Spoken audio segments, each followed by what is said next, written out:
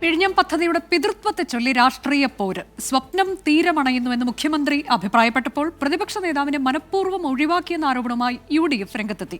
തുറമുഖത്തിന് ഉമ്മൻചാണ്ടിയുടെ പേര് നൽകണമെന്ന് KPCC അധ്യക്ഷൻ K സുധാകരൻ ആവശ്യപ്പെട്ടു. കേരളത്തിന്റെ അഭിമാനമായ വിഴിഞ്ഞം തുറമുഖത്ത് സ്വപ്നം തീരമണയുന്നുവെന്നായിരുന്നു മുഖ്യമന്ത്രി പിണറായി വിജയന്റെ ഫേസ്ബുക്ക് പോസ്റ്റ്. കപ്പൽ സ്വീകരിക്കാനുള്ള എല്ലാ ഒരുക്കങ്ങളും പൂർത്തിയായതായി മന്ത്രി VN വാസവൻ പറഞ്ഞു.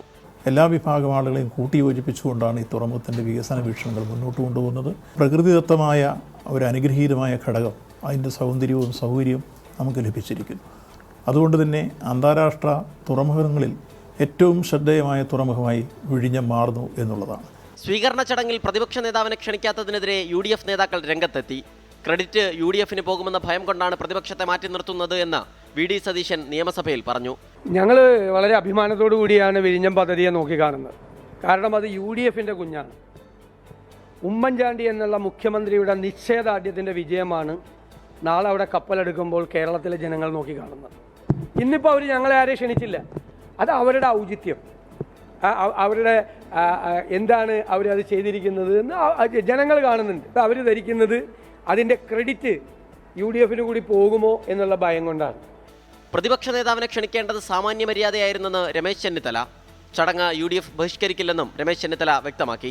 വൻകിട പദ്ധതികൾ കമ്മീഷൻ ചെയ്യുമ്പോഴും ഉദ്ഘാടനം ചെയ്യുമ്പോഴും പ്രതിപക്ഷ നേതാവിനെ ആ ചടങ്ങിൽ വിളിക്കേണ്ടതാണ്.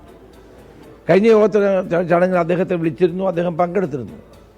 ഇത്തവണ എന്തുകൊണ്ടാണ് പ്രതിപക്ഷ നേതാവ് VD സതീശനെ ആ ചടങ്ങിലേക്ക് വിളിക്കാതിരിക്കുന്നത് എന്നത് എന്നെ അത്ഭുതപ്പെടുത്തിയ ഒരു കാര്യമാണ്. വിഴിഞ്ഞം തുറമുഖത്തിന് ഉമ്മൻചാണ്ടിയുടെ പേര് നൽകണമെന്ന് KPCC അധ്യക്ഷൻ K സുധാകരൻ ആവശ്യപ്പെട്ടു. ഉമ്മൻചാണ്ടിയുടെ കുഞ്ഞാണ് വിഴിഞ്ഞം തുറമുഖം എന്ന കാര്യത്തിൽ സംശയമില്ലെന്ന് UDF കൺവീനർ MM ഹസൻ. അക്ഷരാർത്ഥത്തിൽ വിഴിഞ്ഞം തുറമുഖം ഉമ്മൻചാണ്ടിയുടെ ബേബിയാണ്, UDFന്റെ ബേബിയാണ്. ആ കാര്യത്തിൽ ആർക്കും ഒരു തർക്കവും വേണ്ട. UDF സർക്കാരിൻ്റെ പങ്കിനെക്കുറിച്ച്, ഉമ്മൻചാണ്ടിയുടെ പങ്കിനെക്കുറിച്ച് പ്രതിപക്ഷ നേതാവും ശ്രീ ശശി തരൂരുമെല്ലാം അവിടെ പരാമർശിച്ചതുകൊണ്ടാണ് ഇപ്പോൾ ഈ ട്രയൽ റണ്ണിന്റെ ഉദ്ഘാടനത്തിന് പ്രതിപക്ഷ നേതാവിനെ ക്ഷണിച്ചിട്ടില്ല. മത്സ്യത്തൊഴിലാളികൾക്ക് നഷ്ടപരിഹാരം ഉറപ്പാക്കാത്തതിനാൽ ചടങ്ങിൽ പങ്കെടുക്കില്ലെന്ന് ശശി തരൂർ MP വ്യക്തമാക്കി. ഉദ്ഘാടന ചടങ്ങിൽ ലത്തീൻ അതിരൂപത ആർച്ച് ബിഷപ്പ് തോമസ് ജേനറ്റോ പങ്കെടുക്കില്ല.